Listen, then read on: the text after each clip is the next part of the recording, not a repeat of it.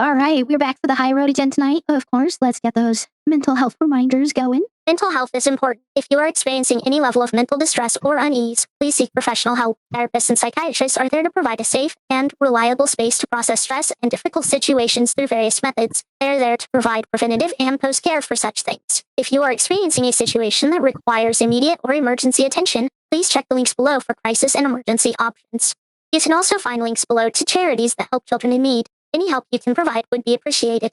Our social media, Ko-Fi, Throne, and Discord server are linked below as well. The Discord is a community gaming space with a completely optional section for Dungeons and Moogles. Alrighty then. So last week, finally remembered where we started last week. We started with Tempest and Wrath finishing their kiss from the previous session, as Tempest had woken up, now free of the magical pact made with Azuzu. Her eye that she had lost previously is now fully regenerated as well. And there's a lightheartedness and joy in her heart that had been missing for some time. Of course, you went back to sleep, and then you all took one more day to rest, celebrate Tempest's birthday, and just generally not do much. In the middle of that next night after that, though, Pius found himself looking at a group of adventurers coming down the road. Several recognizable faces, of course, including Pixie and Nellie L. How in the heck have I already forgotten one of the four people? It was like four whole people. Iris? That's right, Iris. Iris, of course, who you'd seen much more recently than the others. The portal that was recognized as Tristan Clearwater from Pallet, and Nick, who you had all recently been discussing trying to contact, possibly with returning to Pallet, as you had all decided you were going to do to check up on the place. To also maybe be able to drop off Captain Flowers under Nick's watch. And you were all alerted to a problem in Pallet.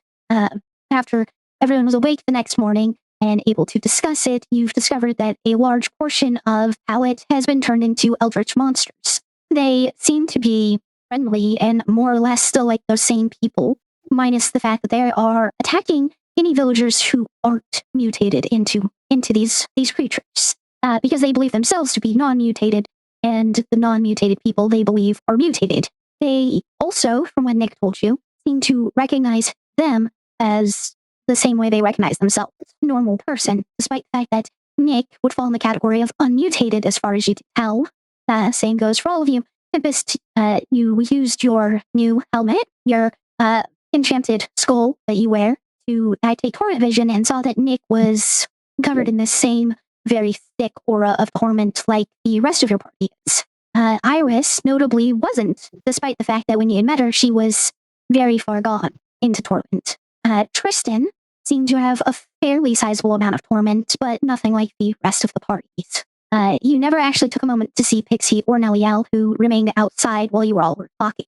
Twilight also took time to go outside and catch up with her adopted mother, Nelliel, and Pixie as well. With discussions going and knowing that you are most certainly going to go back to Pallet now, there was discussion that maybe Crow would stay and watch the Incident Fortress, the Hermit's Body, that sort of stuff, make sure nothing happened while you were gone. You all now stand at the point that you need to make a decision, as the teleport spell will only take 8 of you to Pallet, and the current number of people is noticeably larger than that. So besides the 5 of you, you have 3 other people you can choose to go.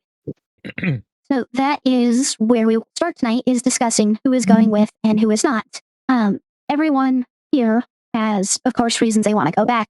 Tristan wants to make sure that his parents who've been mutated are laid to rest or saved. Of course, he has very personal interest in it. Nick is very well versed and knowledgeable, and maybe a valuable asset.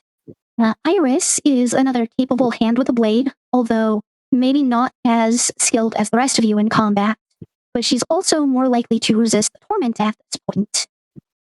Nellio is a guardian wolf. You're not necessarily sure how she could provide benefits over anyone else on that list. But as you all start to have this conversation, you hear another voice, one that likely is only familiar to Wrath at this point, kind of speak from the door. I'm sorry to interrupt, but Wrath, I'd like to accompany you if I can. You all see a blue dragonborn walk into the instant fortress as he speaks. One that everyone but Geraldine has met before. This is Liramar. He has found his way to the camp at this time. Sorry. Please come in, Liramar. I thought your wanderings had taken you far away from here or from Pallet at that. Well, I had backtracked, so to speak, and began heading towards Pallet. I've actually been traveling with all of them, but I wasn't sure if it would be appropriate of me to step in.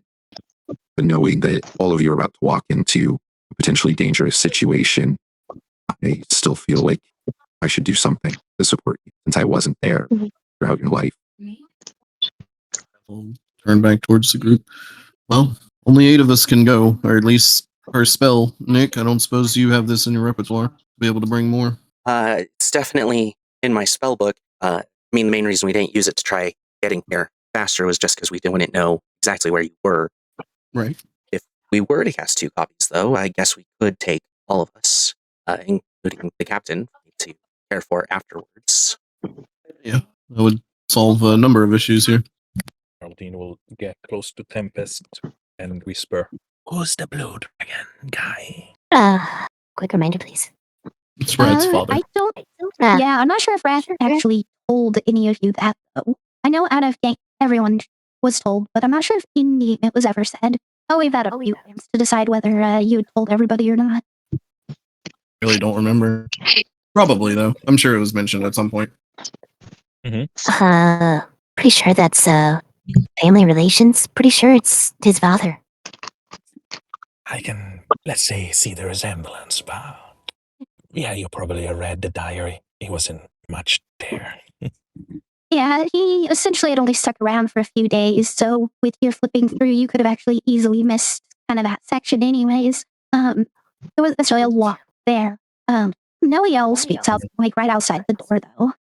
Not sure it would be wise to take a larger number of people than necessary. If there are more of us, where obviously the group is more likely to be noticed, discretion may be a useful tool, at least initially. That holds merit. A smaller group would infiltrate better. It makes sense. I agree. We should be inconspicuous if we can. Well, that Go would with the original mean 8. that, yeah. And if it means we also need to choose a good spot to teleport in at. We wouldn't want to arrive in the town itself, and the foot of the Highroad is very noticeable from the watchtower as well. Perhaps we aim for maybe the cave where I found the boy's body previously. We could. That wouldn't be the worst place. I was going to suggest within the Drunken Dragon, but that might cause some suspicion suddenly showing up there. You own the joint. Kick them out if they give you problems. Yeah. Yeah. Oh, sorry. As for everyone that's there, they mostly just kind of stay quiet. They're waiting for all of you to make the decision. You can tell that Tristan is very much on edge at the moment, though. Not like he wants to say something, but like his emotions are starting to get the better of him. My vote is Nick, Iris, and my father, Tristan, and he'll try to catch it, the turtle's eye. I know you want to save or at least honor your parents, and I can promise you that we'll do everything in our power to make sure that that can happen. But you are young, and I think we are all seasoned warriors. So is Iris staying back, or are you voting for her to go? Vote Iris, Nick, and Liramar join us. I should type this up before. Give me a second. Okay, so that's a vote for Liramar, a vote for Iris, and a vote for Nick. Yep. Okay. I'm keeping track of the number of votes per person, basically, at the moment. Just let everyone take your opportunity and vote for who you think should come with. Geraldine will say, on my side of things, I think Iris. We need to talk her. Nick and Tristan should follow us. Especially because, yes, Tristan is young. Also, this is a good chance for him to prove his worth. You all have also had a little bit more time to kind of see him. Daytime's here, the sun's rising, and you can tell that Wrath, biased to you especially, he's become a lot bulkier. All of his muscles look significantly stronger, and you can actually see that most of his body is covered in these thick scales that seem to almost have like a slight white edge to them. And his claws are undeniably draconic in nature. Well, if no one's gonna say anything or speak up, I'm gonna have to go along with one point Geraldine made. I do think Tristan should join. Call it out just so when you're starting young. Nick, no doubt. And I don't think it would be bad to have Miramar come with as well. Him or Iris. Put one of those two. I also think Iris, Liramar, and Nick should come with us. Twilight, the attention of everyone turns to you, waiting to see who you think should come with. Okay. I was thinking Captain Flowers should go. Or is that kind of already given? At this point, Captain Flowers is off the table. Okay. So, Nick. Iris. How many people we got? 4 or 5? You can choose 3. You get to choose one more person. At And the me. moment, your vote basically decides whether it's Tristan or Miramar that goes. What about me? Can I go? Hey, you're going. The main party is okay. going. Hey. The 5 of you are going. Oh. Right now, your last vote decides whether Tristan or Miramar comes with you. Miramar. All right. As the votes pan out, it's unanimous. Nick is coming with. Iris would be the next highest vote, followed by Miramar. You all are free to discuss if you feel like you want to try shifting opinions within the group, but currently that's where it sits. Because isn't Tristan kind of like a teenager? Basically, he's the equivalent of an 18-year-old human.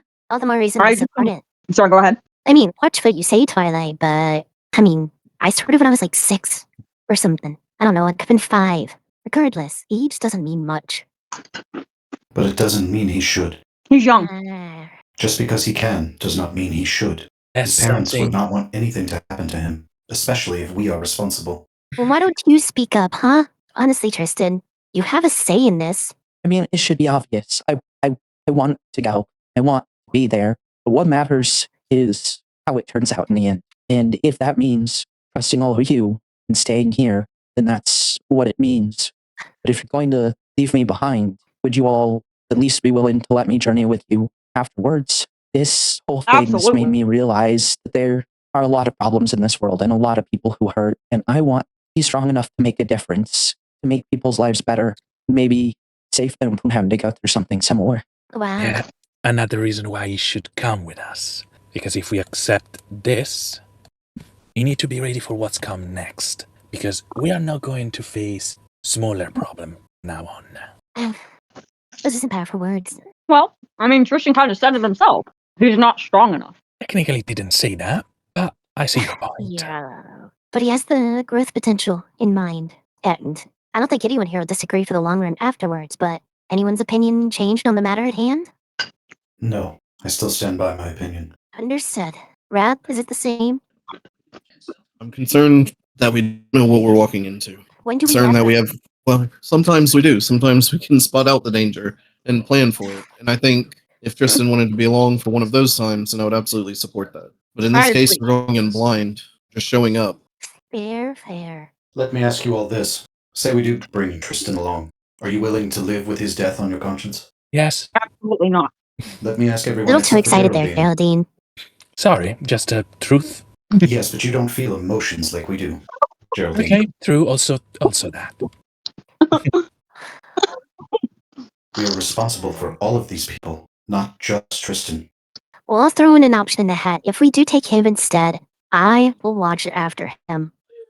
But while I appreciate your involvement in that, that also puts you at risk. I know you're strong, Tempest, but focusing more on the task is much easier than extra things. I don't know. I just don't think he's ready for something like that. The way I look at it, when the time comes that we storm up to the Kindhurst, I'm gonna have to look after so many. One person now would just be a small practice.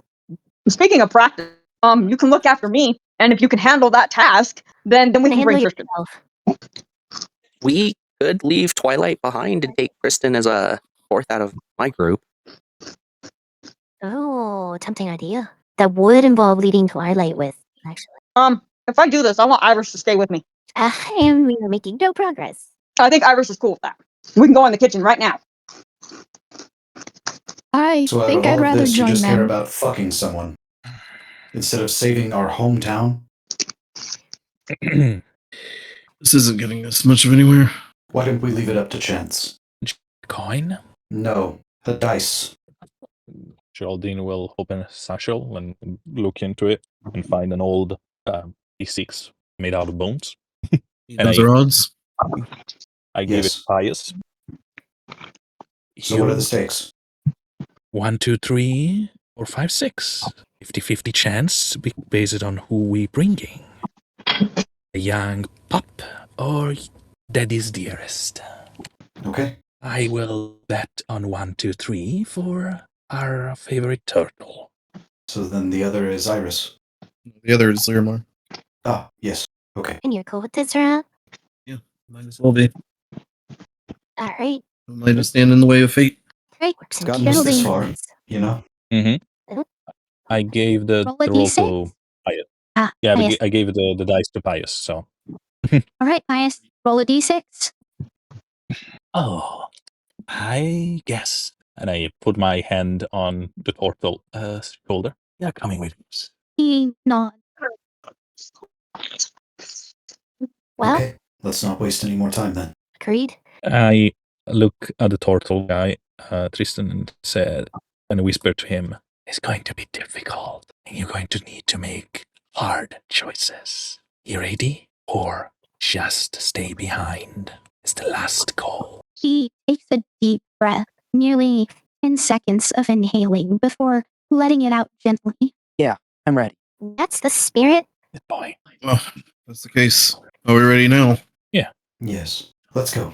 We'll look over at Nick, me or you, and he'll hold out the scroll in front of him. I'll do it. That scroll might come in handy. There's an emergency and everyone needs to get out. It's a fair point. Gather around, everyone. Alrighty. Alrighty. So who's But all going on this journey? All players the 5 of you. plus. Go ahead, Geraldine. Or David. Yeah, it's okay. All players plus Iris, Tristan, and sorry, Nick. Stand correct? So Iris, Tristan, and Nick. Yep. Alright.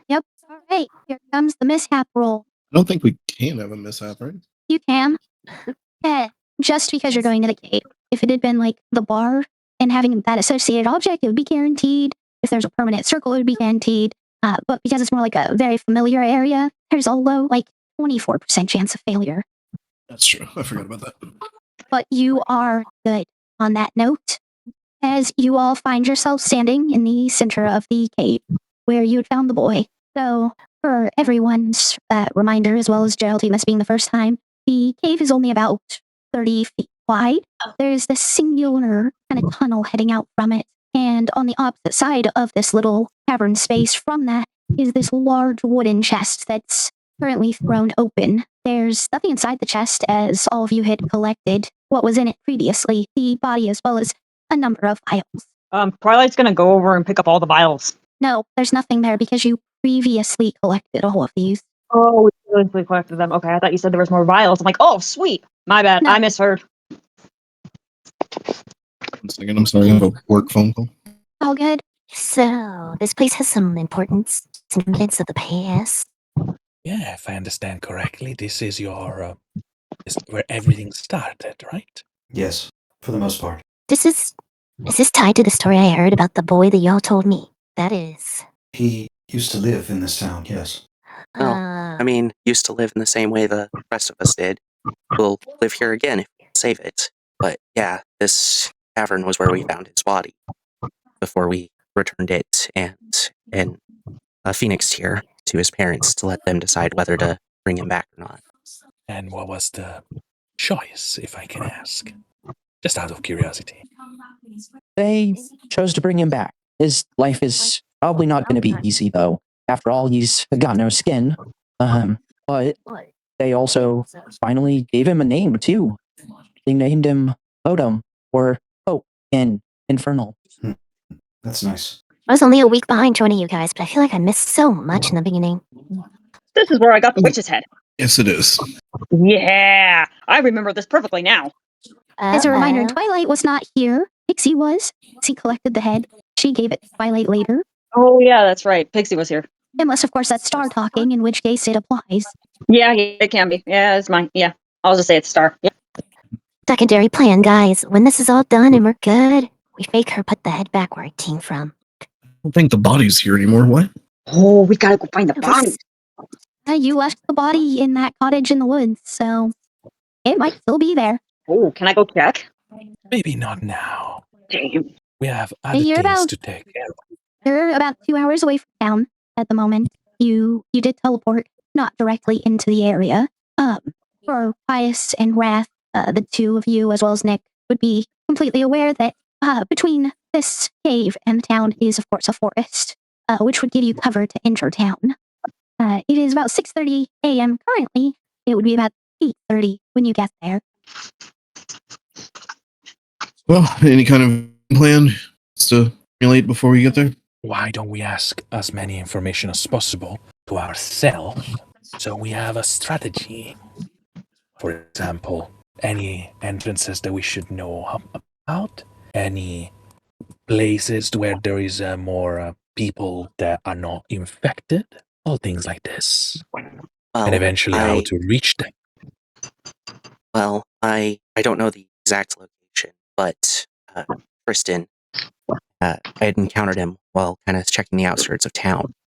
Tristan, you know where the refugees are hiding out in the forest, right?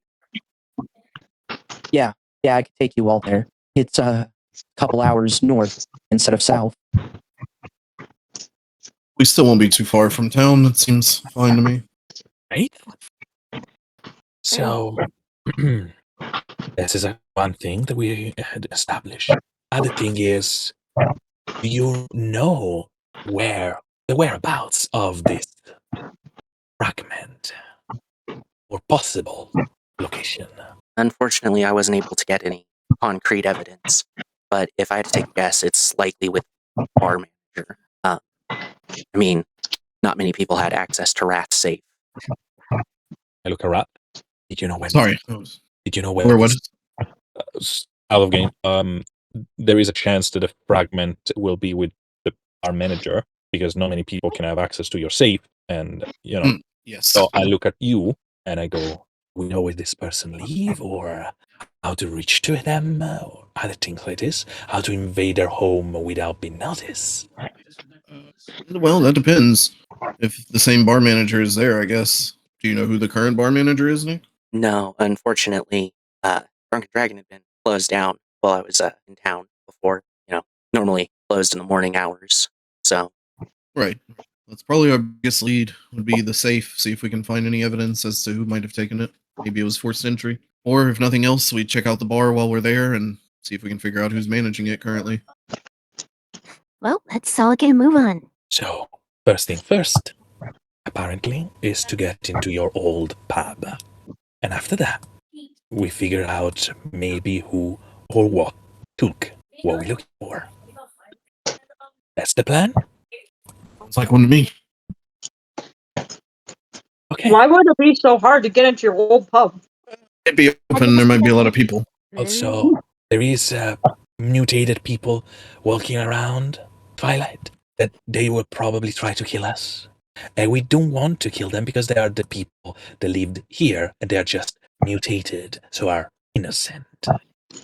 Do you understand it? On the contrary. But yeah. Okay. Another things. Do we want to go now or wait for the evening? We got to have the shadow on our side.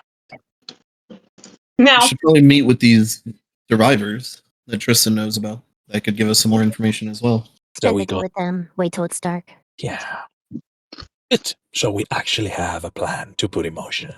For once. So let's not waste more time. Lead the way, Tristan. All right, it might take me a little bit to get my bearings, just because I'm not exactly sure where we are in the forest, but we'll get there behind you. Now he must roll a survival. I will get close to him, put my hand on his shoulder, and I said, remember the direction, remember the sun, remember the shadow. This will help you to guide you. And I cast guidance. Oh, a D4 help brought it up to a 19. So he's able to quickly identify the direction and heading that you need to take, and you get there in just a few minutes over 2 hours. So it's about 8:30 when you come upon a clearing with a small cottage in it. It looks fairly well made. It's nice. It's not like the shack that the witch had been in previously. That's right. None of you have been here. This is where Captain was, but not the rest of you. You can see that there are a couple of people out right now. They seem to be collecting firewood. Some of them are boiling water, making it safe for consumption, and that sort of thing. They don't notice you, though, as you all come up on the area. These are the refugees? Yeah, I think there were about 20 of us that managed to escape with our lives, and unchanged as well. Do you know who their leader might be? Someone we should talk to first.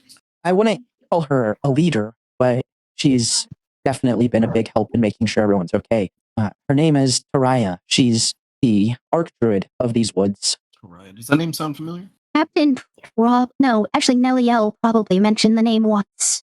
Or once or twice, kind of in passing at night while you were traveling together. Because the Guardian Wolf's family had been with her prior to joining all of you. Chances are she already knows we're here. Probably. Hello there! As you shout out, you do catch the attention of the people who are there. And there's a slightly older lady, like middle-aged. She's elven, so middle-aged for now, several hundred years. Oh, Wrath, Pius, you're back. Where's We are, and where's oh, everybody Nick, else? actually. Here and there. We heard there was some problems at home, so we wanted to come back and take a look for ourselves. I feel like What problems doesn't do what are it y'all doing out justice. Well, it's the only place we found ourselves safe from the monsters that have taken over the town. They're our friends, our family, but they don't recognize us anymore, and we don't recognize them either. At all? Their outside features have changed as well as the insides? Yes, their bodies are still vaguely human in shape, but it's like they're a walking mass of tentacles and eyes. Hate tentacles. Kind of like skinwalkers. Rat says that, and I just look at Geraldine. So, I will take a step closer. I introduce myself to the person here, and we will try to save as many as possible. Of course, we need any information and possible, I will say entry points to the village. Anything, every single detail that can make us our work faster and more efficient would be appreciated. A younger man kind of steps forward. He had been splitting the firewood.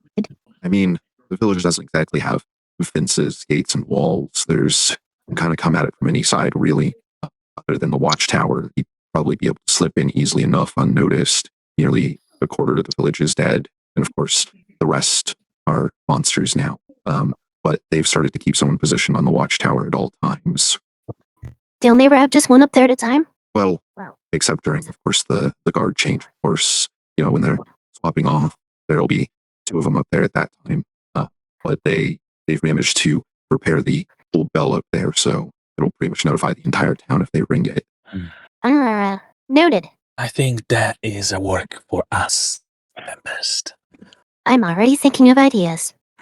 My first instinct will be to go and eliminate the guards. However, we cannot do that, apparently. So, what about eliminating the possibility to use the bell? Use the bell. For example, the bell without its little thingy in the middle is pretty much a useless object.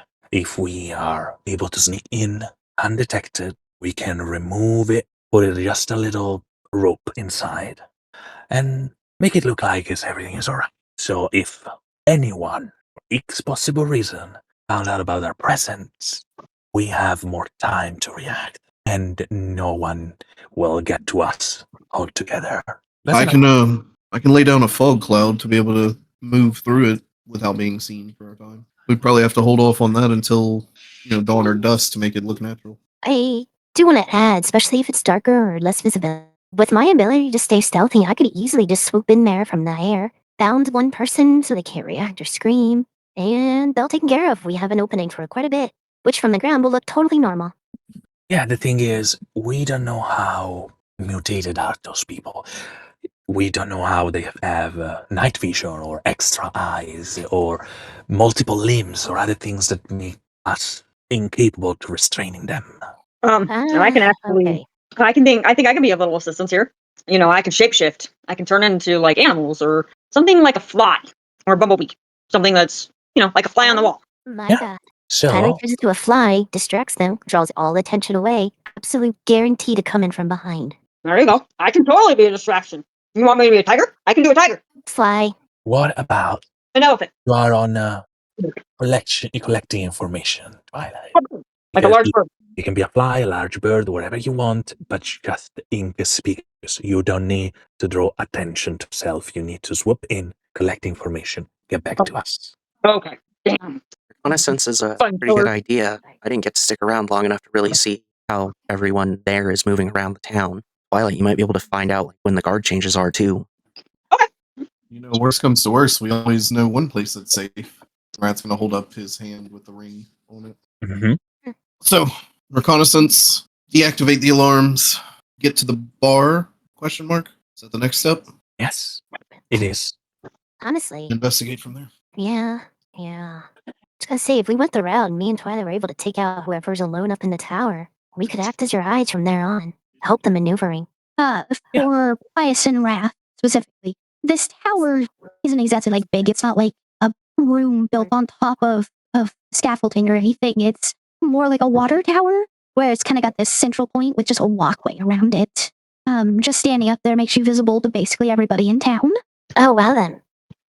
Because Bias, this is where you and Nick used to go up and watch the town from. Right. It's probably not best to stay up there, or to leave any unconscious forms up there. Okay, fair point. Unless we were to disguise ourselves as one of them. But I don't know if that's even possible for us. I was curious. If they see normal people as monsters, if I go in wearing my skull, wings out, looking all demonic, spooky, maybe they'd actually not see me as anything weird. It's a far-fetched idea, I know. Well, what was described was tentacles and eyes, right? Yeah, basically that's what I saw. And I mean, I don't exactly look like a monster, but they saw me as one of them. So, I mean, if it has to do with like auras that you saw at Tempest, then they might all see all of you as one of them too. We still don't know. We know that Tristan still recognizes an enemy. We know that for fact. Trey, what did I say to everyone? What was his aura like? It was like there was some amount of torment there, but nowhere near the levels that the rest of the party had. And Iris essentially had no torment aura. It was as mild as just general existing has. I more or less was able to verify everyone else present here, though. So you're right on that. Who here has a small enough head? I need someone to actually look at me. I have to confirm myself. I can do that. I can look at you as I slowly turn to you. Magical equipment readjusts itself to fit whoever it's put on. So the sizing doesn't matter in this. It's more who do you trust to hand it to. Fair enough. Rathage, would you do the honors? I'm sorry, what am I doing? My helmet. I've been able to verify everyone else's torment aura around them, but I don't know myself and I need someone else to see it. Just activate the effect on this, on the skull, but Do I do not- not keep it on for too long. Do I not need to attune to it? Nope. Okay. May I interrupt here? I can actually turn into a demon, and I can maybe put the helmet on and see it through. If this plan doesn't work, no, won't work. Okay, my bad. You already have a very clear mission for now. No, Let's not put too much, I will say, food on our plate.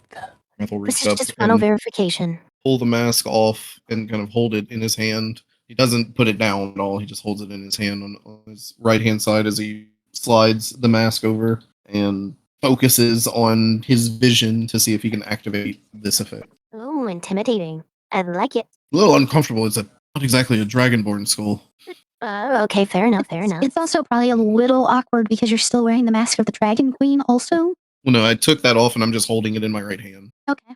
Or I attempted to. Was I not able to take it No, off? you're good. I just missed that part. Sorry. Like what you said earlier, I'm a bit tired. Oh, good. Yeah. It takes you a while to like focus and get it to turn on. But once it is, you can see like the auras on everybody else, which gives you a good baseline to compare Tempest to, since you know how everyone else's are supposed to be. But yes, Tempest has that same kind of overwhelming aura of torment that the rest of the party has. You look the same as the rest of us, it seems. This is interesting. He'll start just scanning the area around them. Don't keep it on for too long. They might start to Yeah, fuck with their eyes. Just wanted to see if I saw anything. Do I notice anything on the peripherals of our area? No, there's nothing that really stands out all that much. You notice as far as like the other villagers here, they all seem to have about like the same level of torment as Tristan does. Maybe just a little bit less or a little bit more. But you can kind of identify where people are in the more immediate area. You see a couple that are just outside the clearing that you hadn't noticed before. You can tell there's several people inside of the cottage at the moment as well. And he'll go ahead and reach up and pull it off. This could be good for seeing through walls. Have you considered that? Oh yeah, there's a lot of versatility in it. I'd say 20,000 gold roughly well spent. Interesting. All thanks to that hope fragment on the forehead. Absolutely. Alright, so at least we know that much. Everyone here's affected greatly, except Tristan. Oh, the rest of the Tristan and Iris. townsfolk are about like him. This two should definitely be keeping things at a distance. Cautionary, I should say. Should we initiate our plans then? I think it's time. Twilight, you. I'm up. Alrighty. As he says that, Wrath does. It's almost like he was hesitating up to this moment, but now that action is taking place, he takes the mask once again and slides it over his. Were you If I could hesitating have a because I moment was of up? times first.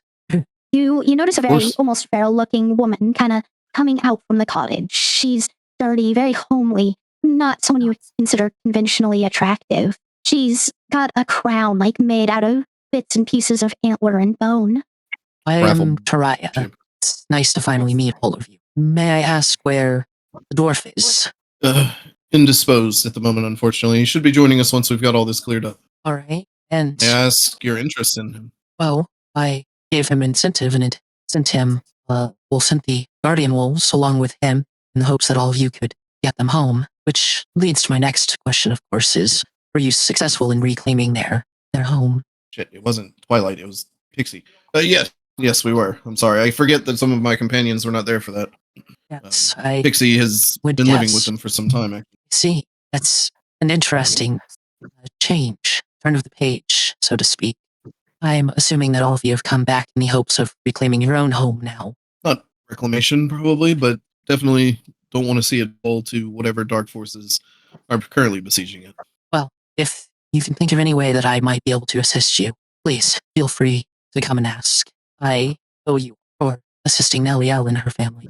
I may ask a word once all this is done, if that's okay. But I can't think of course. anything immediately. How about the rest of you? Not at the moment. I think I'm taking this step by step. Well, if your mission takes you long enough that you need to rest, please come back here. There's not a lot of space, but there is space for all of you. Speaking for the group, we greatly appreciate it. And the offer goes back towards you and those living here. If there's anything we can do besides what we're already trying to accomplish to aid or assist, please say the word. Well, amongst everyone here, there is a small boy who may want to speak with you sometime before you return to your journey, but I think tonight, this isn't the time for that. He's still asleep at the moment. Very well. Huh? We'll seek him out when we return. And may your journey be successful, and may you return safely. She turns to head back into the cottage as she finishes speaking. Right, Talio then. Yes. Alright, what's step one? Step 1, scouting. Twilight, you're up. Alright, let's do this. Alright, look. Go and we're looking to figure out if we can figure out maybe a rhythm, a point in time when we can get in, when no one will be watching, how many people are, out and about, just whatever information you can gather. You think a parrot would work? Hell yeah. Or you like the fly idea? I mean, Parrot will be able to move faster. whatever you're more comfortable with. Alright, let's do parrot. Alright, good luck. I could also go up and kind of do a bit of assistance on the matter. Unless you had other plans for me. They'll never even see me. Okay. I heard that, Geraldine. I was just amused. Okay, remind me, we brought Nick, Iris, and Tristan, right? Those were the 3? Correct. So once we get into position to wait on Twilight and she goes off, Wrath is gonna sidle up to Iris. Hey, couldn't help but notice that, you got your leg back. How's that ring been treating you? It's been doing me a lot of good, actually. And, well, without the ring, I think I'd be doing all right. Tristan has a strange set of gifts. I've noticed he seems in high worship of the Draconic. I'm not sure how much of it's really worship. I don't know. That totem just kind of appeared one night. He didn't have it when we went to sleep, but he had it the next day, and that is when everything started. He actually lost a limb of his own, but he regrew it without the use of this ring. Quite astounding magic. Do you think it was his own or someone else's? Well, as our journey to find all of you kind of continued, I'm starting to question what power's his and what belongs to that totem, but it certainly wasn't anyone else's outside of that. See, I'm sorry, I kind of got drawn into the story of young Tristan there. I was actually coming to perhaps beg a favor of you. If at all possible. I was wondering if maybe you wanted to pay forward some of that goodness that ring has brought you. We, and this is a long shot if he's even still alive, but there was a child that was left here that could have really used it at the time, and we were too full to see that. If we happen to come across him, do you think I might ask that of, at least until, the regenerating qualities are finished? Of course. It'd be more than just a little rude of me if I declined that. Thank you, Iris. You're truly beyond her own years. Well, 5 gold. Maybe not. Twilight Mist. The 5 gold that Twilight messes it up. Make it 10. Make it 30. You're on. She didn't even leave yet.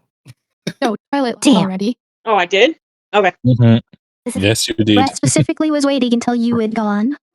Oh. I was playing on the back. She answered. That's all. I just wanted to have that conversation with you. All right. So before we get over to Twilight, what is everyone else going to do? I need to have a long conversation with Iris, so I don't want too much of time. We can do it. Well, for Twilight to be able to, potentially see guard changes and everything, there's a decent chance that's going to be a few hours before she's actually back. Her wild shape lasts for 6, so. Before I jump in, do everyone else need to do anything? I'm still thinking, so please go ahead. Yeah, I'm good. Okay. Good. So in a moment, sorry, Maya? I'm going to go approach Tristan during this time. Okay.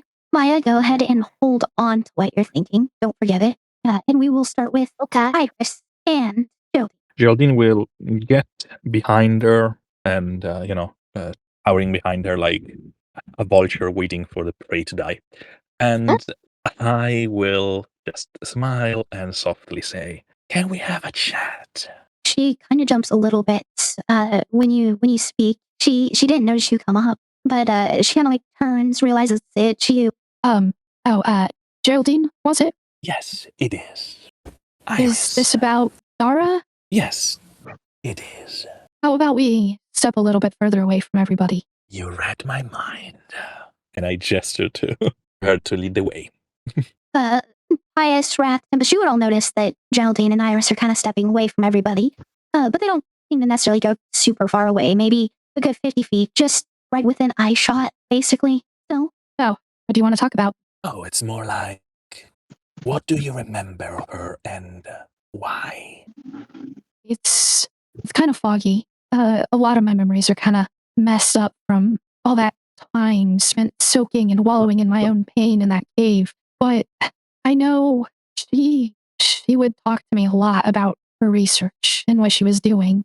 Stuff that's supposed to be secret, that some of which I doubt even she was supposed to know. But I don't know. For everything that happened, I do believe that she actually did have some feelings for me. Because otherwise there would have been no point in telling me anything anyways. She just confided in me. But there was this little purple crystal. She was trying to figure out anything about it, research it, see how it reacted, what happened to things around it, that sort of thing. She had talked to me, about the Kishin legends and how they might be tied together. Or she definitely did keep some things from me. But there was a point where she seemed to shift from being the stalwart researcher, and she almost became obsessed. Scared might be a way to put it, but I'm not sure it was really fear. Like, there was some great cataclysm coming that she had to figure out and save herself, save the world. I don't really know what her plan was because she never told me about it, but just the ferocity at which her research increased in pace. It had to have been something big. Yeah, about a prophecy about the destruction of the world and the release of terrible things, like every other prophecy. The end of the world. Okay. Me, And maybe. you... Mhm. Please carry on.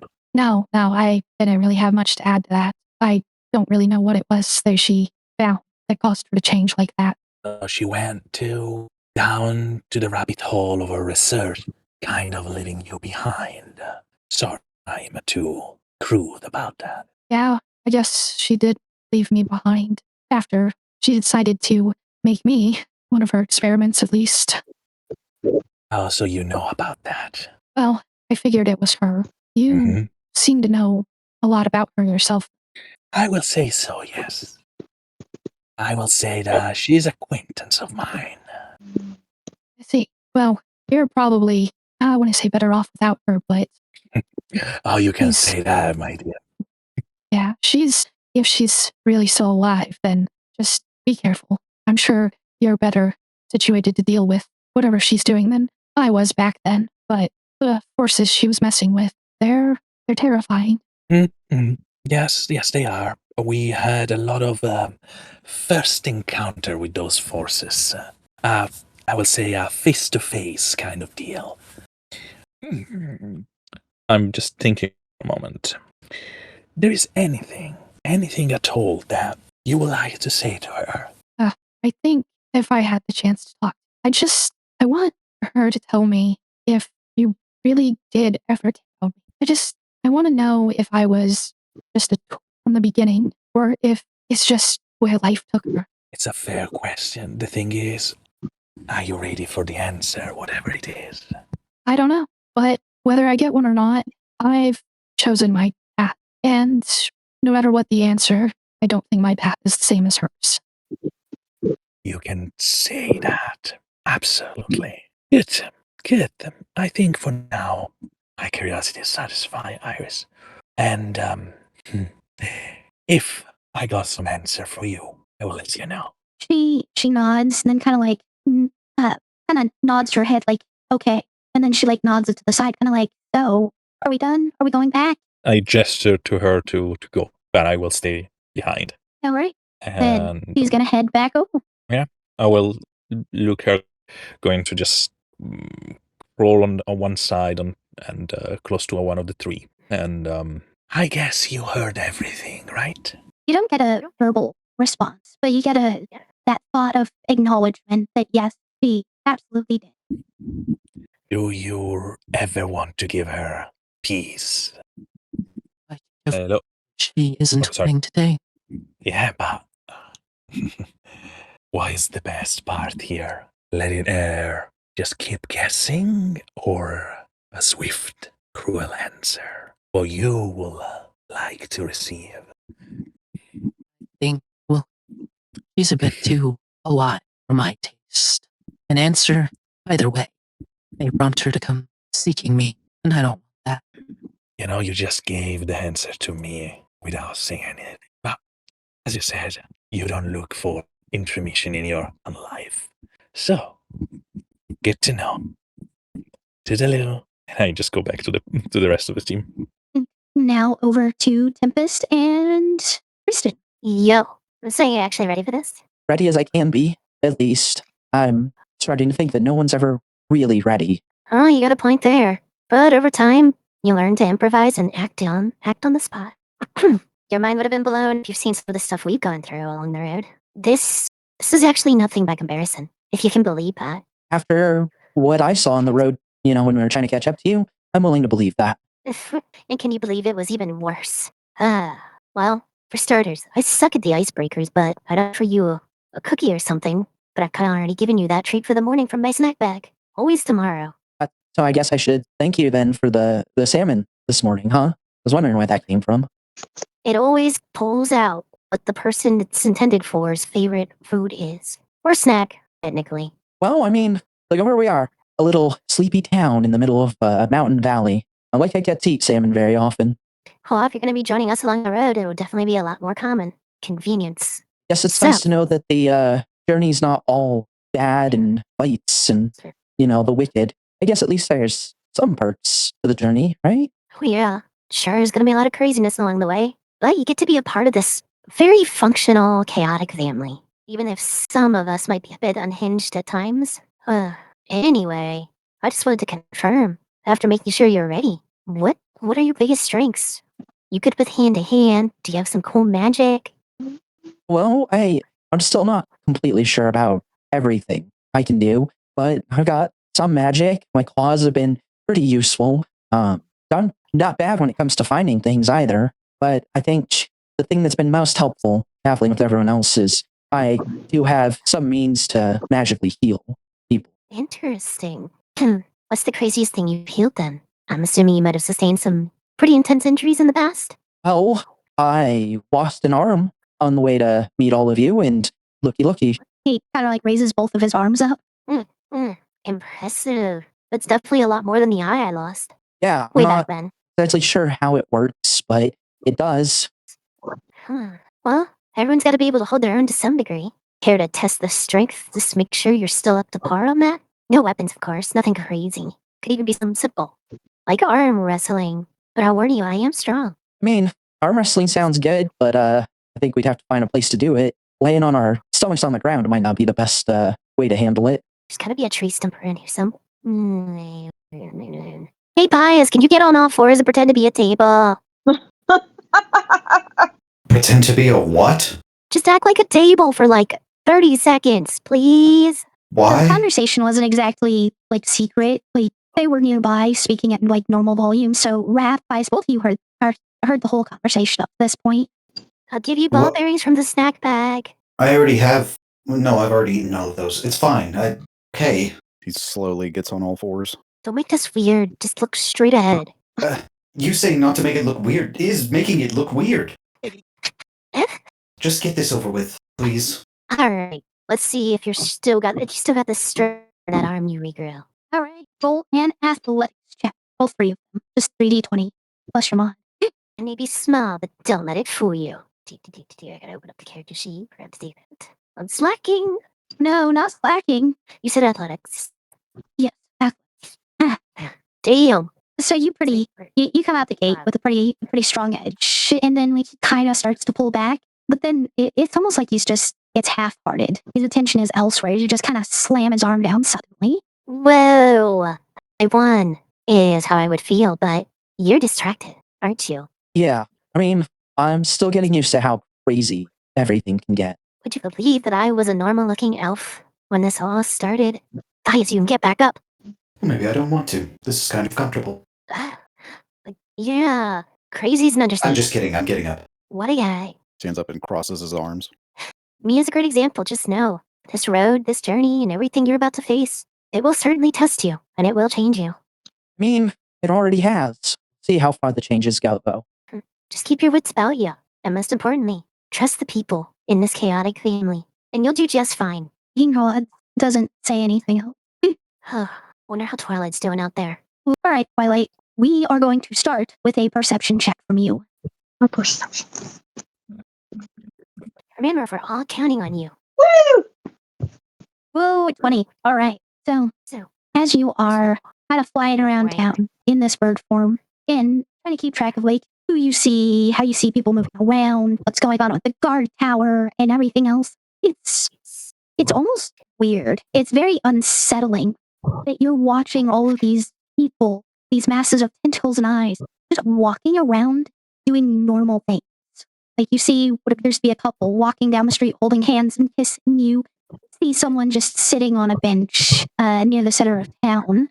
You can see the guard up in the tower just kind of looking out around everything, kind of moving from one side of it to another to keep a lookout in all directions. The biggest thing that stands out to you, though, is in the center of town, in the town square, there's this giant pit nearly like 20 feet across, and you're not sure how deep it is, but you can see charred and dismembered parts of people piled inside of this hole. And eventually you do, after a couple hours, Twilight, you do see them kind of switching shifts. Or hold on, I had to think out the time frame here. Yes, okay. You don't actually see a changing of shifts. But you're out there for about 6 hours. The person who was up there the whole time. By the time you loop back around, there's still no one going up there. So you would figure that the shift change would probably be happening in the next couple of hours once you start heading back to everybody. But yeah, other than the fact that you're watching a bunch of these eldritch monsters basically just going about their day like they're normal people, and the giant pit in the middle of the town full of burned and dismembered corpses. There's nothing really out of place. I was wondering, can I go into like the pub? Just kind of fly in there and see what's going on in there. You could, fly down, take a look inside for sure. Okay. And Yeah. it's the same thing. They're still just kind of people living their lives. You see one of these creatures at the bar pouring drinks for others. You see another one kind of going from table to table, serving up plates of food. And even the food and drinks, they look perfectly normal. There doesn't seem to be anything wrong with them. And of course, that would be about like somewhere between 2 and 4 p.m.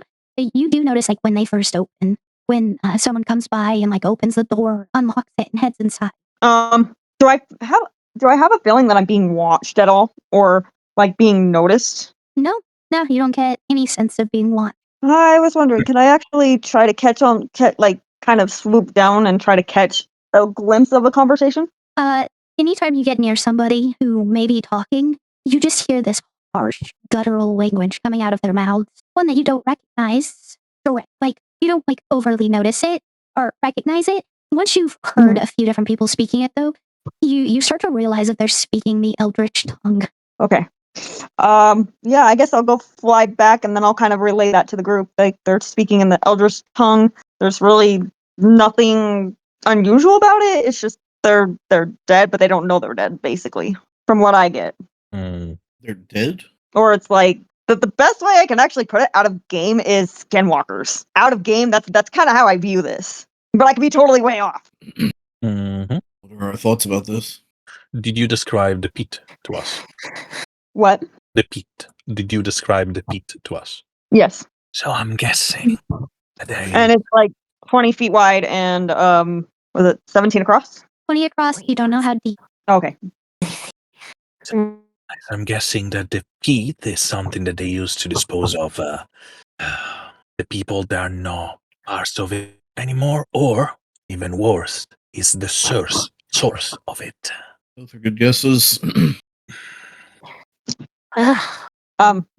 Yes. I'm guessing that maybe there's like, I want to say like any sort of like normal looking person, they kind of devour them, or I don't know, maybe, because I mean it was a pit of bodies, so where the bodies came from, I have no idea. People that didn't make it out, and as we know so far, the ones there that you just saw don't even know those are human bodies that they threw in there. Do you want me to test the theory? Well, I mean, we were kind of already informed about stuff ahead of time. Yeah, but I mean, I've never really been into like a human form and seeing how they would treat it, and if it's something bad, then I can instantly turn into something small and get out of the way. That is sound logic. I didn't see that pit when I came through before, though. I didn't get to explore most of the town, though. So, I mean, it would stand to reason that if they saw all of the unchanged townsfolk as monsters, they'd, want to kill the monsters they saw. Do something to make sure they couldn't get back up. So, those could just be the body of townsfolk that got caught up. I feel like we're missing something here. Something big. Some detail we're overlooking. We might. At least one big note we can take from this. There's a theoretical possibility that me and Geraldine could have a leg up on this, if we can just reasonably get them to communicate with us. I mean, a thought would be to maybe see if the pit is actually the source of the whole energy. That's like the kind of like the source of the energy. Oh, Rat. Yes? I know what you said earlier, but it might not be a bad idea for me to quick fly over the town and do a general scan to see if there's a large concentrated area. Be willing to bet it's that pit. If you feel like That you would need be to, the though, first I'm not gonna spot. stop you. I can maintain a good height, get a good view, and I can remain hidden. Depending how long we're gonna wait, I can wait till it's dark out. That doesn't affect me in any negative way. And even if they can see very well in that environment, it would still be a nice benefit to stealth. If that's what you feel like you have to do. Well, I mean, don't you have like a kind of like a bolt of energy? Like your speed is almost the speed of light. I wish I was that fast. My She's wings quick. would snap if I went that fast. You would Yeah. actually turn into atoms if you went that fast. Alright, that sounds cool, but reforming might be complicated. It would be impossible. Indeed, but I I was just Keep that thought hypothetically on- thinking that I know really, really fast. So Sorry, I just thought you should True. know, just in case you wanted to. Yeah. It's dangerous. Yeah, thanks, Bias. You're welcome. But the speed definitely is beneficial, especially if I need to dip out very quickly. Mhm. But the flying over at any point to do a general scan to find a concentrated area of ferment, possibly a source, is an idea I want to put up on the table. But first, allow us to kind of work out a better idea or plan going forward. I've been trying to think of a spell that might be able to help. First, I thought about, possibly turning you invisible, but that spell doesn't last very long. There's also polymorph. I could essentially just turn you into a bird. I'm not sure that would... it probably would give you enough time if you're just taking a very quick look from the sky, but I'm not sure if your helmet would function. How long is the invisibility for? If, say, we went with that route. 1 minute. Plausible, but I could not stop or delay. General scan, take what I can in that short time, and then get out. I do have a hallucinatory terrain, or Hallucinatory terrain Tea. makes the ground, trees, and everything around you look like a different type of terrain. You can make a forest look like a desert. That's not going to help much. no. Quick clarification. Nick, the base visibility spell lasts for an hour, right? I was thinking about greater invisibility, actually. And the basic one has no restriction as far as using your mask. You simply can't attack or cast a spell. That's fair. Sometimes the simpler answer is the better one. You're right, though. Basic invisibility would actually do a lot more good than greater invisibility in this instance. By chance, does anyone have a map layout of the town itself? I don't, but it's also No. not that big of a town. At its peak, Pallet barely had 1,000 residents. So, Depending on what we're working with, my target could be where Twilight describes this whole, as well as focusing on the general area of the tap bar, whatever it was, and basically anything in between that from point to point. well, from the sounds of it, the pit is in the town square, so kind of roughly the center of everything. And the Drunken Dragon's not that far from there, just a few buildings down, basically. Prime real estate. Okay. Well, if we do go with this route, I could be in as quick as possible, focus on the center, work my way out until I leave the area. If we don't come up with anything better, but we're gonna have to take action at some point. I mean, I could do that human thing. I turn into my original self, go out there, see how they act, and if something goes bad, I can hurry and just turn into something quick and book it. You do seem to like that idea, and it would be an added benefit for them not to notice me, in case anything were to fall apart. Right. And I'm not advocating for your death or anything, but ideas Right. are on the table. Can I roll a deception check on that one? How are you deceiving her? that we're not really that we're not really out to kill you. Okay, that's not you deceiving her. That's you trying to figure out if she's deceiving you. Oh, Deception okay. is you trying to deceive someone else. Oh, okay. So it would be a It'd be insight. Oh, okay. Can I actually roll it? No, it's not important right now. We're trying to discuss a plan. All right. Oh, what else do you four have? Not much. Pretty much just waiting on reconnaissance to be over before we start moving in. We will need more information. Oh, all right. I'll start stretching my wings. It sounded like this is going to be the next plan of action. All right, and I'll cast invisibility on you. We do know at least that they recognize me as a person, so if we are still unsatisfied, I could always try to gather information on foot, too, afterwards. I could actually let her use my cloak of invisibility. I think we have that part covered. Though that could be beneficial for you if you end up going forward with your crazy idea. Oh, okay. Well, I don't want to just take off. If we have anything else we feel like we want to discuss, or if we want to move on to this, I'll get myself ready to take off. You're going in this alone, right? Ever hold your peace. I just wonder if it's worth it for me to tag along. I can be very stealthy. Also, I can be invisible as well. Sure. Oh. Sounding like Nick, Geraldine, and Twilight might have the chance at entering this place on foot, which would leave Wrath and Pious on more or less outskirts ready to go at a moment's notice. Just in case. I can always use a greater amount of magic to cast invisibility. At a heightened state, it would allow me to turn more than one of you invisible in the process. It's an idea. I'm gonna hold to my thought. I'll take the skies. You three take to the ground. Wrath and Pious, say with Tristan, the three of them take the outskirts. But that's just where I stand. I do not speak for the group. I like that idea. And I think it will work. Why not? Sounds reasonable. Agreed. Wow. I almost feel like I'm acting as a leader. That's funny. Anyway, Almost. I'm just kidding. stare. I mean, I'm usually the leader of the group here. Who said that? Me. Nick rolls She their thinks that way. eyes. Did you all hear something? I feel like there's a liar around here. No, definitely not. Detection It's true. activated. All right. Shall we all get into position then if this is what we feel might work best? At least for the next stage. Yes.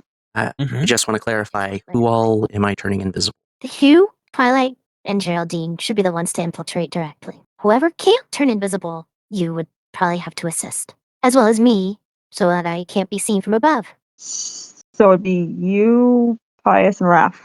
No, Ice and Wrath are staying on the outskirts. It would be Geraldine and myself. Or actually, Geraldine, you said you could go invisible. How long? Few minutes. But you're not gonna see me, no matter what. I'll still turn you invisible, just as a extra buff precaution.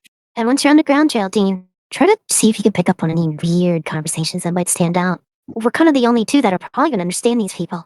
Well, that stage one of getting back Wrath's bar begins now. Okay. The jumping dragon. I come back. Alrighty. So Nick prepares and casts invisibility at. Hold on. They only need 3 people, so at 4th level, giving Abyss, Geraldine, and themselves 1 hour to be invisible. The cloak of invisibility is good enough for Twilight as long as she remembers to keep activating it. And then Pius, Wrath, and Tristan will be outskirts. Alright. Full steam ahead into the sky. Alright. Let's start with the outskirts group. Pius, Wrath, the 2 of you, Iris and Tristan, are on the outskirts. Are you going to take time to try walking the outskirt line and seeing if you can pick anything up from there? Yeah. Okay, go ahead and roll some perception checks then. 15. 15 and 18. A 19 and a 23. Iris got the highest roll in that. Go. Okay.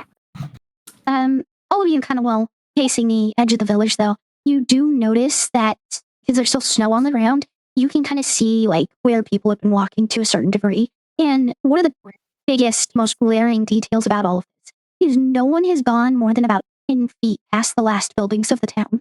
None of them have actually gone to the tree line since the last snow, let alone going into the forest. They seem to be staying very much inside the village. Do you think they won't because they can't? Possibly. Maybe they don't want to get too far away from Site Zero. I'm telling you, Pius, there's something funny going on here. And this is a clue. What hatches, develops, grows, and can't leave the area? I see you notice one additional detail that Iris kind of points out at the same time you notice. All of the buildings within your site seem to be in perfect repair. When you left, there were quite a few like dilapidated, abandoned buildings, especially near the outskirts of town. But everything seems to be in perfect repair. I just don't understand. If they're mutated, why would they prioritize fixing the city or the town? I'm not convinced that they're mutated people. What if they just killed all the people, threw them in the pit, and then took over their lives? Pius just stands there frozen for a minute and then slowly turns his head to look at you. Oh dear God. I think you may be right. I mean, it's just a possibility. I don't know. No, think about it. Everything, well, maybe not everything, most things that are corrupted by the torment fragments, they don't just act normal.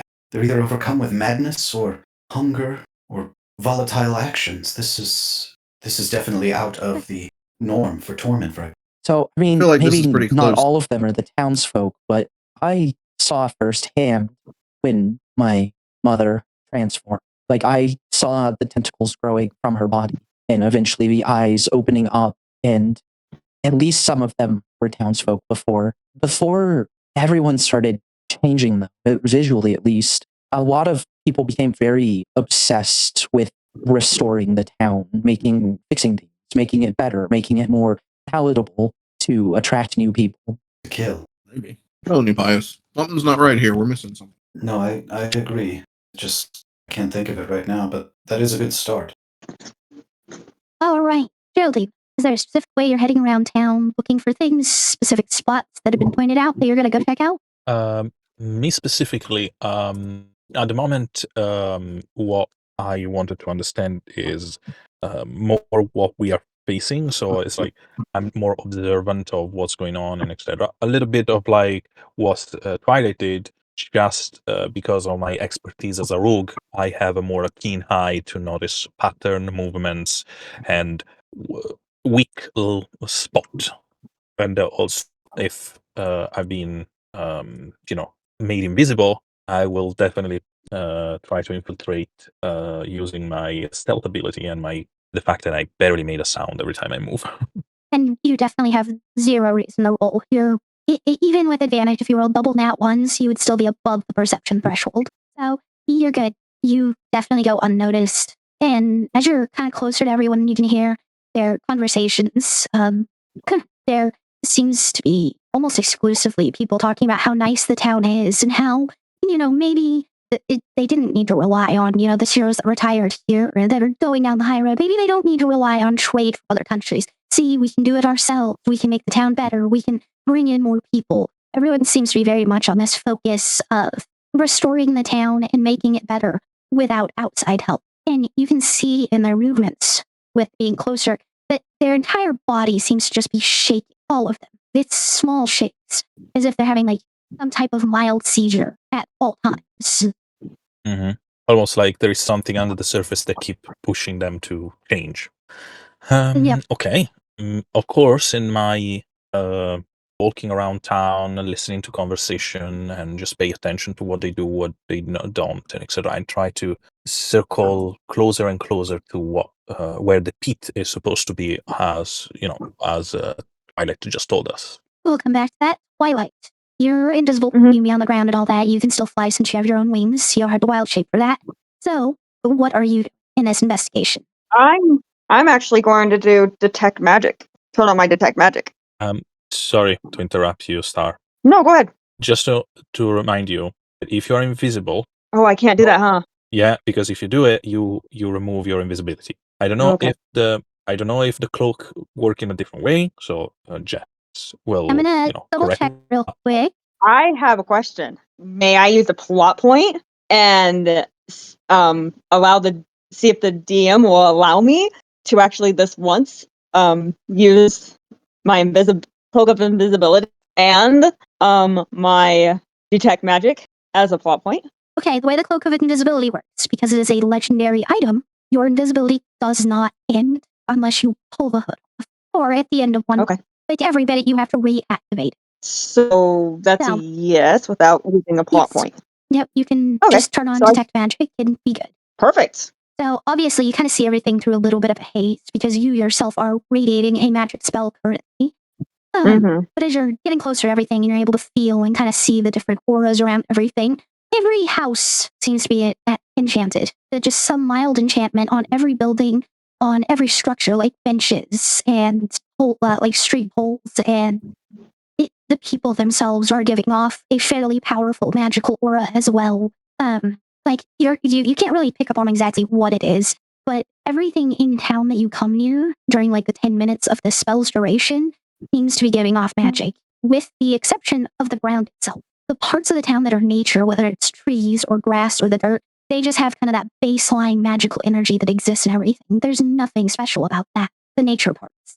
So the pit itself isn't really magical then? No. Once you get over to the pit, once you get over to the pit and you're kind of like looking for detect magic, everything in the pit just kind of has the baseline magic you would expect from a corpse and from a dirt. All right. I relay that to the group. Hold on. Let's get everyone caught up first.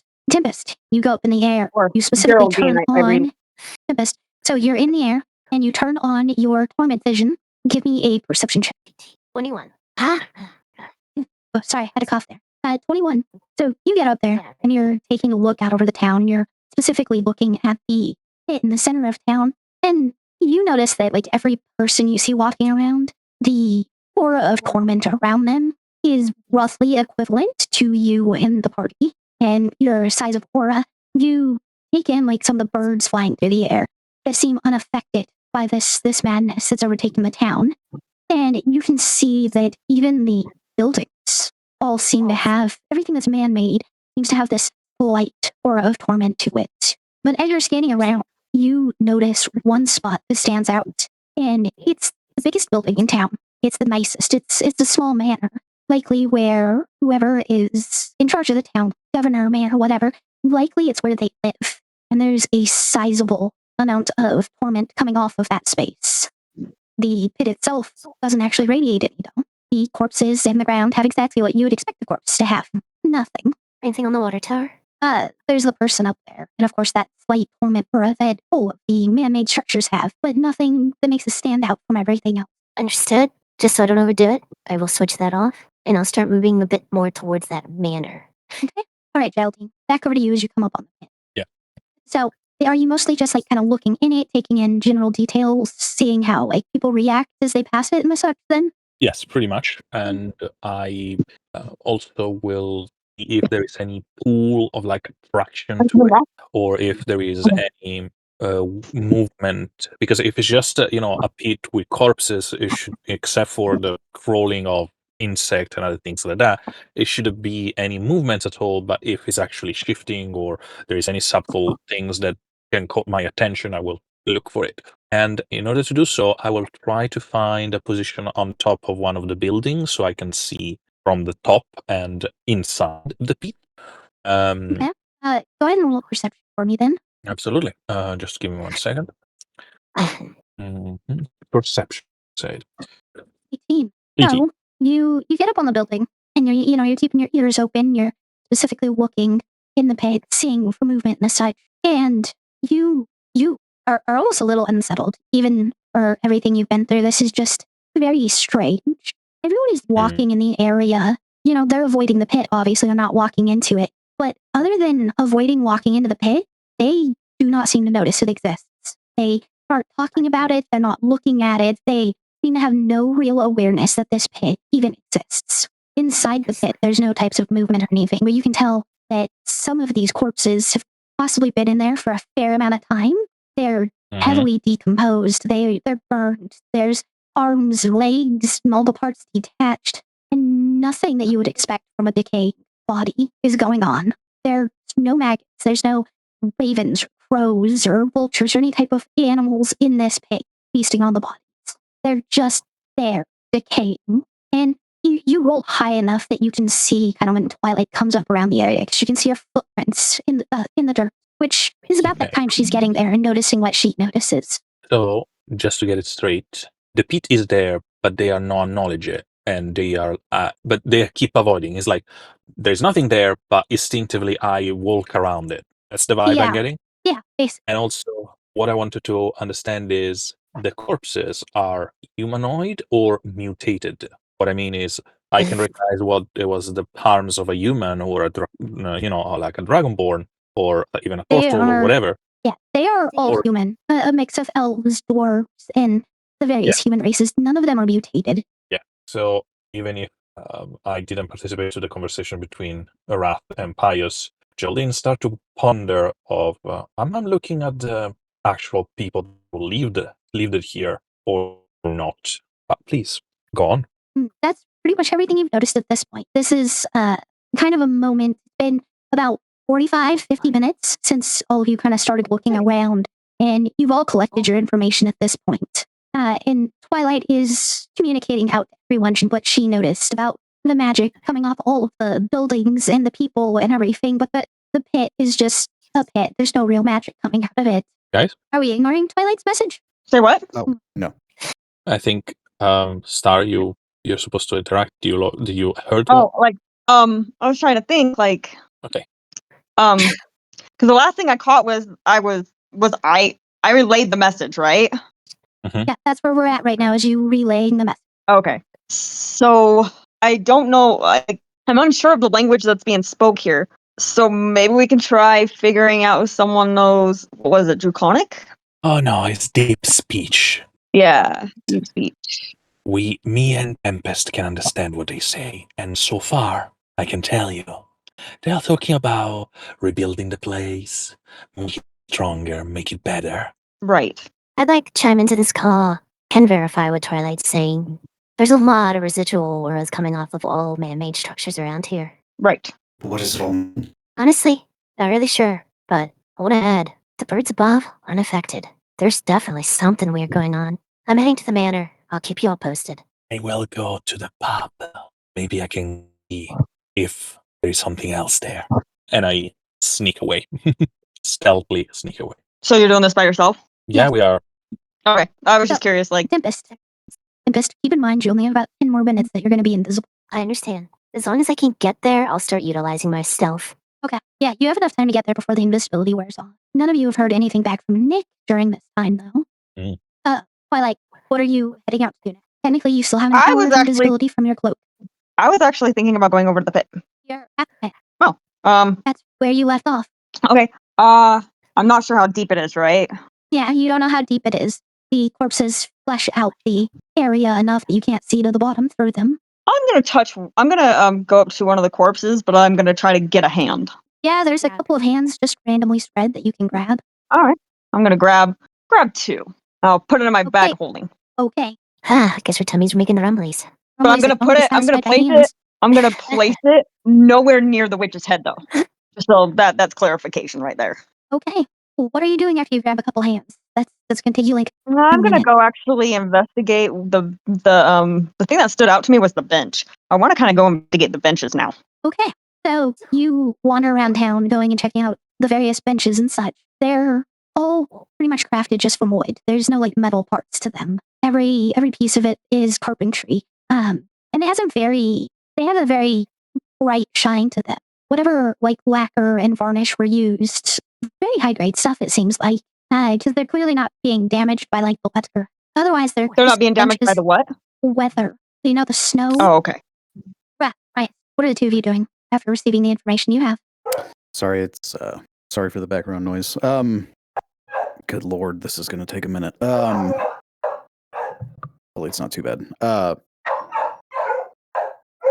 How far are we from the edge of the Jesus Christ? How far are we from the edge of the town? The tree line's about 60 to 80 feet, depending on the exact point you're at. And the footsteps don't go more than 10 feet away from the edge of the town. So there's between like 50 and 70 feet between the footsteps and or the footprints and you guys. Okay, sorry. Give me just 1 second. My Discord keeps cutting out. Then it is probably your internet. Well, Pius is dealing what he needs to deal with. Do you have any ideas? Oh no, is Lance muted or on a call? Okay, my apologies. Pius is back. Pius is back. Pius is going to, aside from just going into the town, I'm not sure what else I could do. You would recognize Tempest calling it a manor. You would recognize that as Governor Oak's residence. It's the only building in town that can be described as a manor. Okay. Can I try and get a closer look at the manor? Yeah, Like you maybe could go around? work on circling around because it is fairly close to the Yeah. edge of town.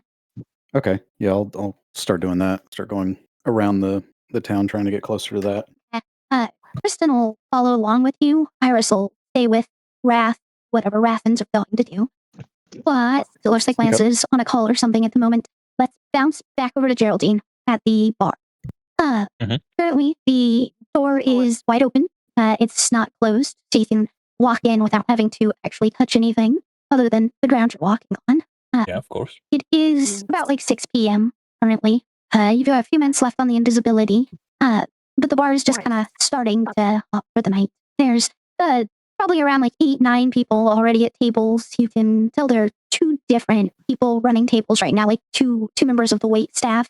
They seem to be writing down orders on like paper pads and bringing out orders, as well as an individual over at the bar itself who has a key hanging around the neck. That individual is also pouring drinks from a variety of alcohol behind the counter. Okay. And they are all those mutated monstrosity that act like normal people. Am I right? Okay. So I'm guessing you're not keeping possible, safe in the middle of the place. So I'm looking for the rear apartment or stairs that goes upstairs or other things like that. So a place that where people are not allowed to go. And if there is any door, I presume that is what the key this person has around their neck is. It might be. That is a fair assumption. You can tell there's only like one hallway that leads out of this main area towards the back. And you can see the wait staff going in and out of a door kind of about 20 feet down that hallway. it wouldn't take much for you to maneuver and notice both a staircase on the left side of the hallway and a door on the right side of the hallway. I'm going to. So is the door that they use to come and go? No, there's one at the end of the hallway that's not the left or right. And that one's like a clear kitchen door, one of those swinging doors that so you can tell that one goes to the kitchen.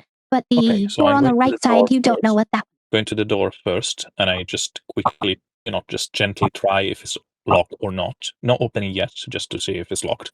It appears to be unlocked at the moment. Okay, I'm look around and try to find the right moment where nobody is looking in this direction, just to gently open it, me to squeeze in and get inside. Okay, that's not terribly difficult to do. Plenty of openings since there's only a couple of members of wait staff kind of coming and going. Once you kind of slip in and close the door, this is about the time the invisibility wears off. This is clearly an office setting. There's a desk. There's a couple filing cabinets. There's a shelf with a couple of fairly incredibly high-end alcohols on it. The types that would cost like 10,000 gold or more. A few vintage and rare items that may interest tavern keepers and such as well. And then you do finally see the safe. It's about like 4 feet tall, like 2-3 feet wide, and a couple of feet thick as well. The front of it has, of course, the handle for opening it, but it has a single spot for a key as well to unlock and lock it. And that is what I'm going to do. I'm just going to squat down, get to it, and with my tool and etc., I'm just going to slowly try to open it. All right. You are proficient with thieves' tools, so that would be dexterity plus proficiency. So plus 10. I'm just checking my equipment because I remember thieves' tool, lockpick, climbing. No, that's it. Just plus 10 is more than enough. 27. 27 does it. While you're picking the lock, you can tell it's a fairly complex lock.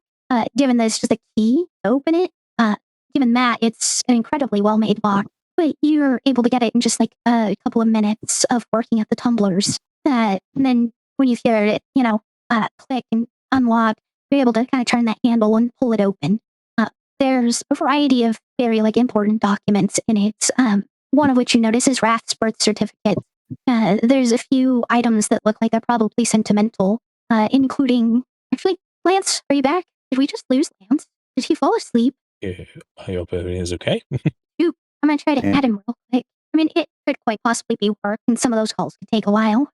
So I won't necessarily go into detail, but you notice a couple of trinkets that you recognize from your time on the Kraken's Bane. Clearly things that are sentimental to him. But as you kind of sift through everything, there's no torment fragment in this safe.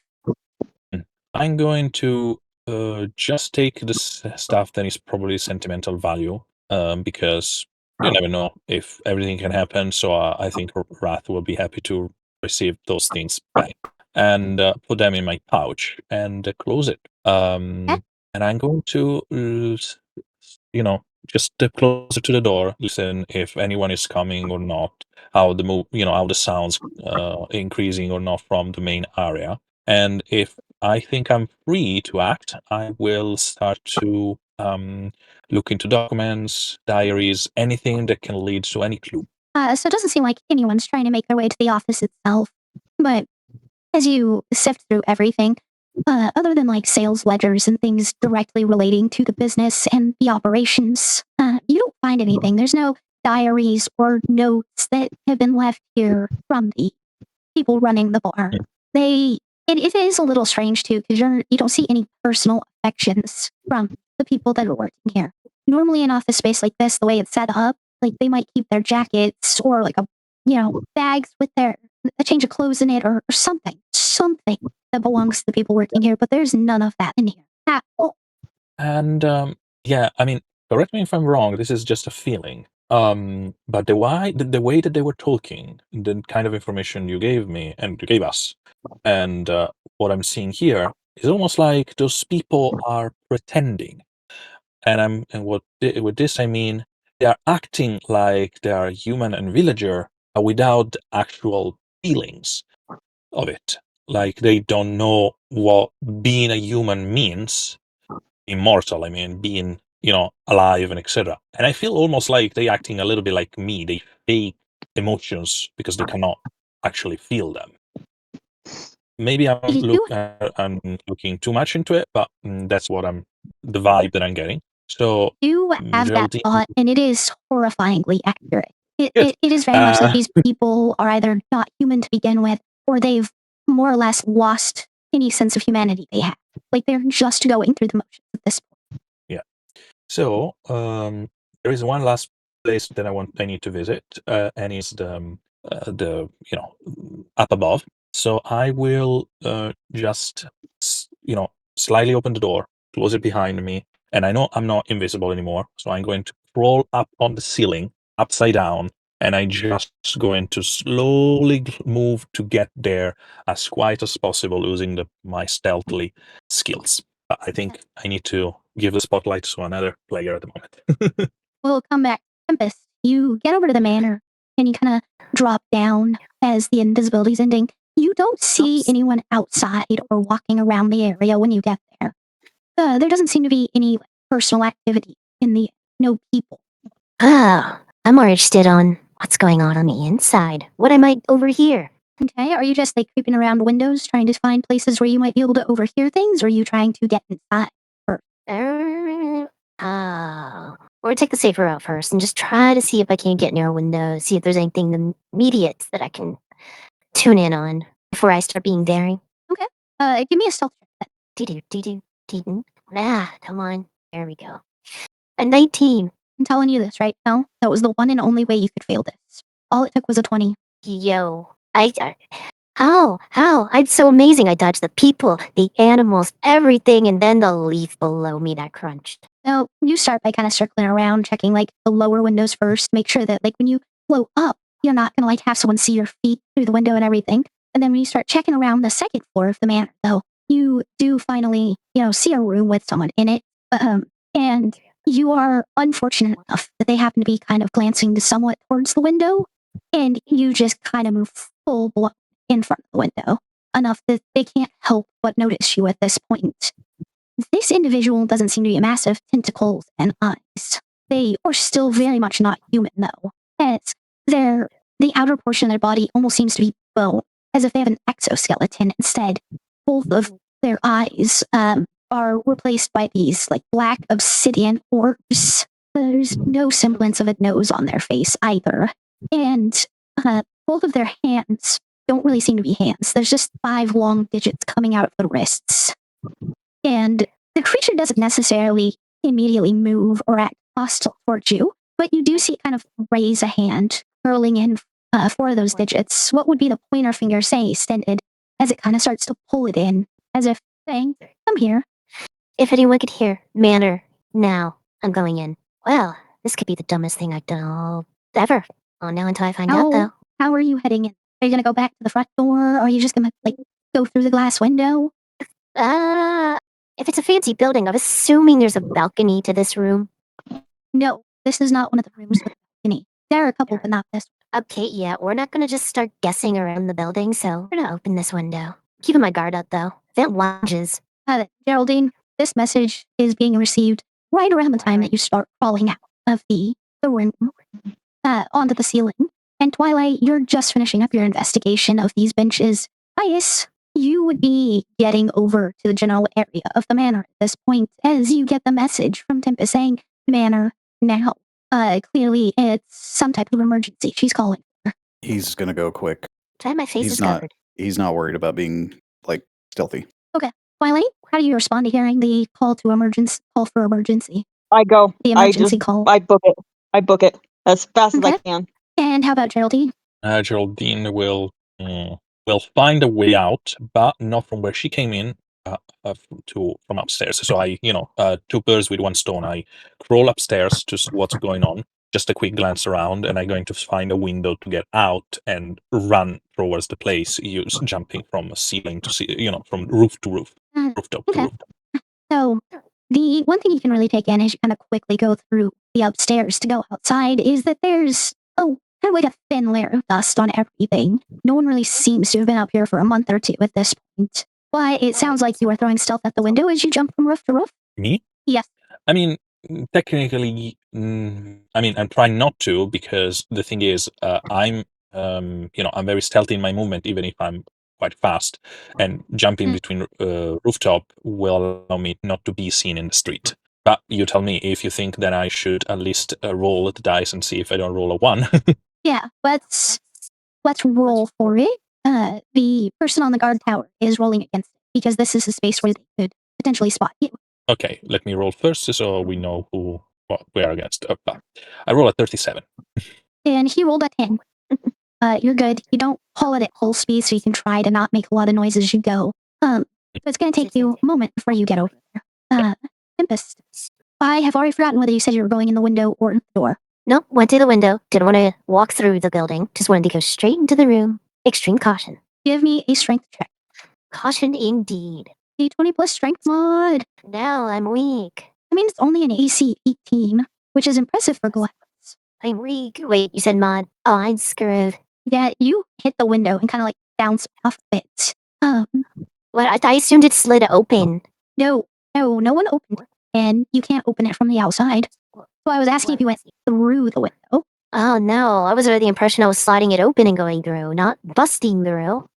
Okay, misunderstanding on my part. But you try to open it from the outside and you can't. Damn. Well, if that's the case, then yeah, then I am going to use the door. Okay.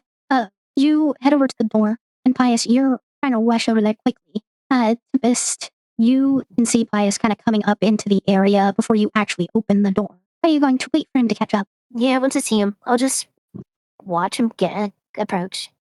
What's wrong? What happened? Well, for starters, you know that my skull thingy does this, aura-driven shit, hence what we're doing.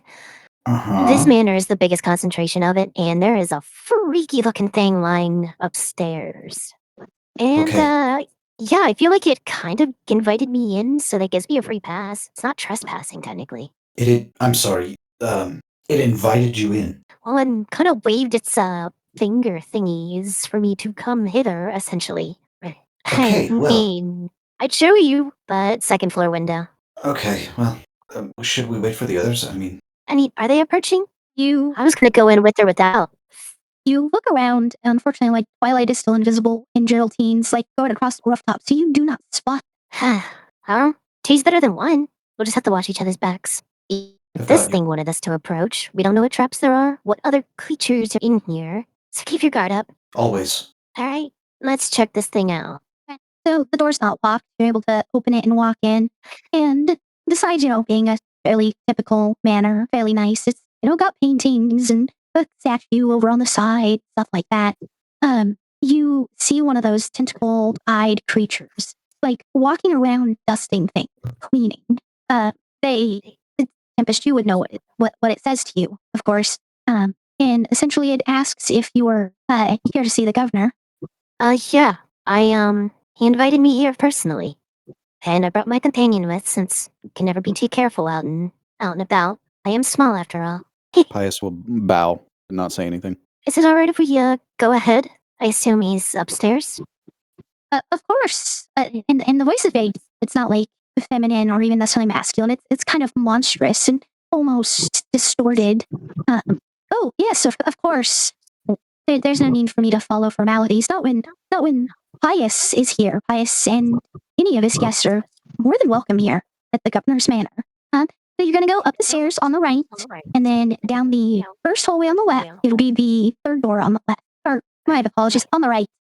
Don't work too hard. Appreciate it. Come on, local celebrity. Local celebrity? What do you mean? This is while we're walking. Well, she definitely knew who you were by name. What? Apparently you are well known in these parts. They still recognize you as Pius. So they're still in there, somewhere. Not surprised. That's why I haven't been prepared to use my weapon at all tonight. If things got bad, I was going to use hand to hand to not harm anyone. And if what she's saying is true and that creature really is the governor, well, this is about to get interesting. That is one word to describe this situation, for sure. I guess it's also probably best if you, let me at least translate in a way. Yeah, if there's any other languages you know that they probably won't, then just use that. I know everything except for deep speech. Guys, you figure that the best way to translate, especially in the instance where deep speech is the only way that they can speak, would likely be telepathy, and Tempest kind of relaying the translations to you through that. Oh yeah, that's right. Duh. Oh, wondering now. That and that wrath could have probably come through here as well. Twilight and Geraldine, on the other hand, that's a different story. Well, I mean, honestly, maybe even Geraldine, she seems more monstrous than anything. Thank you. That- That's okay.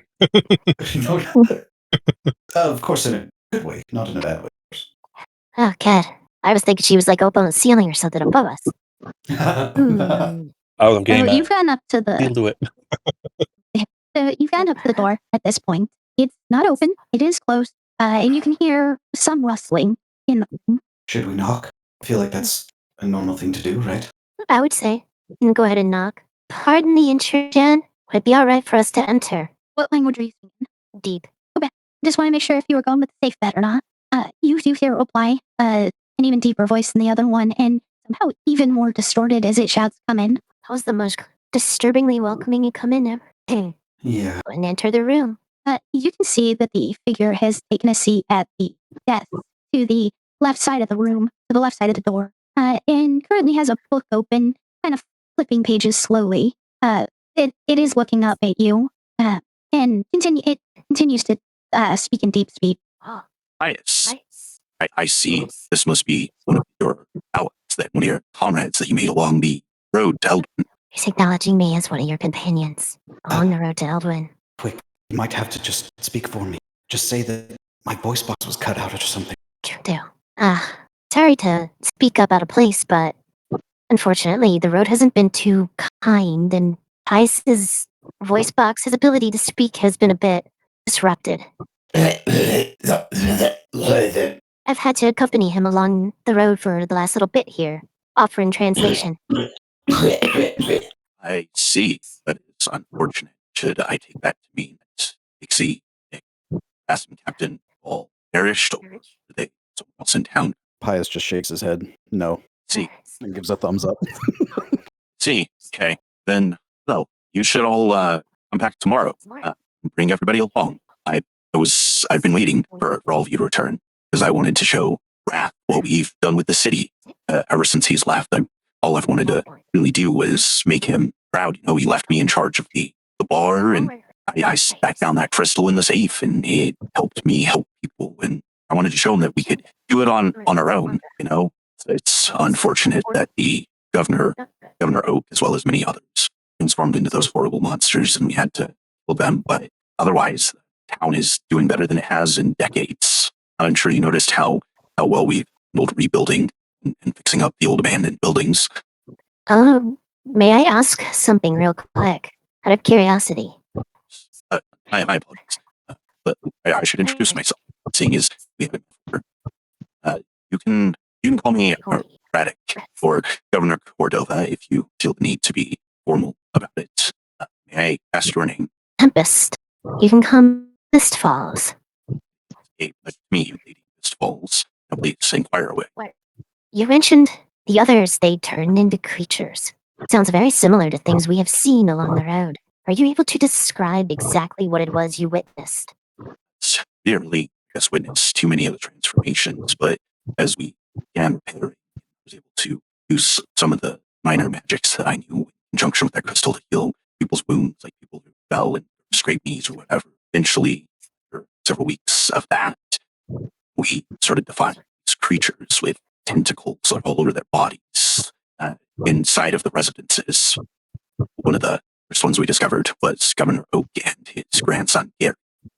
Originally, we were taking them to a pit in the center of town, cutting the bodies into pieces, setting them on fire, or trying to make sure that these horrible abominations didn't get out. Interesting.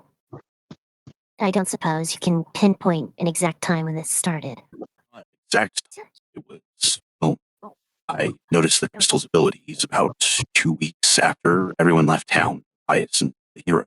It was about 3, maybe 4 weeks after that, so a month and a half after the journey started. So let's see, that was about a month and a half. It took about 2 weeks before it reached the point we're at now. We were able to drive the remaining creatures out of town and enforced. I've been urging everyone to stay within the boundaries of town. It seems like those creatures, after we drove them out, it seems like they're not capable of entering town anymore. Wow, that does sound at least fortunate. Sounds like you've been able to successfully repel any of these forces. But, as you said, it'd be best to bring everyone together. reconvene on the matter, probably at a better time. I do have a recommendation, though, based on what we've experienced on our journeys. If you could, would you allow one of us to examine that crystal at a later date to make sure that it's still stable? As we've seen, what could happen if it's so much as cracks in someone's possession? And we wouldn't want any of that to happen to you. I want you to roll deception because although your concern for it is genuine, the information given is not. Deception, you said? Correct. Of all the rules tonight. Yeah. 18. Yep. He seems to get a look of concern on his face. They are nodding before replying. I understand. Yes, it was quite a powerful artifact. It likely would cause problems if it were to become damaged. We'll make sure to have it on me tomorrow. About 8 a.m. should be a rather good time to meet. Give you all a chance to maybe get breakfast down at the Drunken Dragon. Much appreciated. And maybe during our time here, be able to help my friend get his voice back. But we'll see how our luck fares for us. We will let you be for the rest of the night. Thank you. Twilight, Geraldine, this is about the time that you actually get over there finally. And of course, you Geraldine- don't see anyone out and about. Do we see each other? You see Geraldine. Geraldine does not see you. Okay, because you are invisible. Geraldine will look around, find no one.